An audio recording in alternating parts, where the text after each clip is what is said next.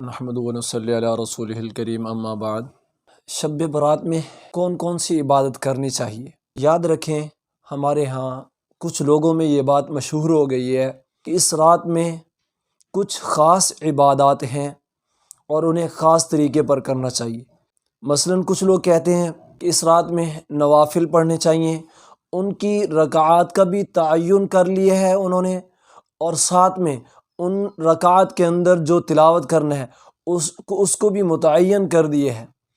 تو یاد رکھیں، ایسا کچھ ثابت نہیں کہ اس رات کے اندر جو عبادت کی جائے وہ متعین ہو اور اس میں متعین تلاوت کی جائے، اس کا کہیں ثبوت نہیں۔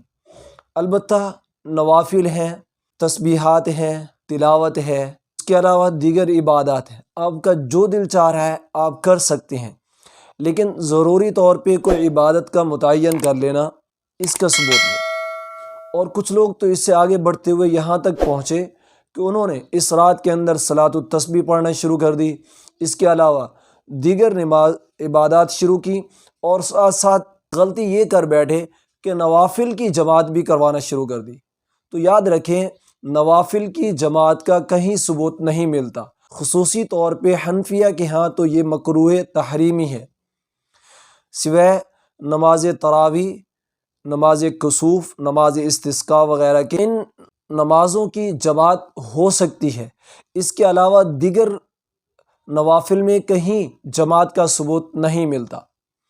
اور دوسری بات، معاشرے میں یہ مشہور ہو گئی ہے کہ شب برات کی رات کو قبرستان جانا چاہیے۔ تو یاد رکھیں، نبی علیہ الصلاۃ والسلام اپنی حیات طیبہ میں ایک مرتبہ جنت البقیع میں تشریف لے گئے تھے۔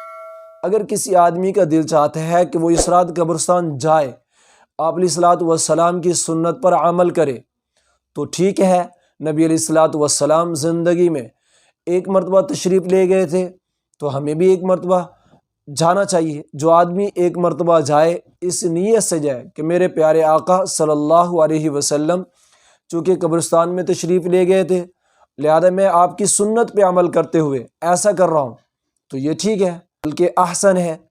اور اگر کوئی آدمی اس کو معمول بنا لیتا ہے اور ہر شب برات کو قبرستان جانے کا اہتمام کرتا ہے، تو اس کا مطلب یہ ہوا کہ یہ اپنی طرف سے اضافہ کر رہا ہے، جو کہ اچھا نہیں۔ تو بہرحال دین نام ہے اتباع کا، نبی علیہ الصلاۃ والسلام کے طریقوں کو اپنانے کا، اللہ کے احکامات، نبی علیہ الصلاۃ والسلام کے طریقے، بس اسی کا نام دین ہے۔ تو ہمیں بھی اس رات کے اندر جب عبادات کا اہتمام کرنا ہے تو یہ یاد رکھیں کہ عبادات کریں، لیکن کوئی ایسی حرکت، کوئی ایسی بات یا کوئی ایسا عمل نہ کریں جو آپ علیہ الصلاۃ والسلام سے ثابت نہ ہو اور ہماری طرف سے بس دین میں اضافہ ہو جائے، اور بجائے اس ہمیں کوئی ثواب ہوتا، ہم اس رات میں بھی اتنی بڑی مبارک رات کے اندر بھی گناہ خرید بیٹھے۔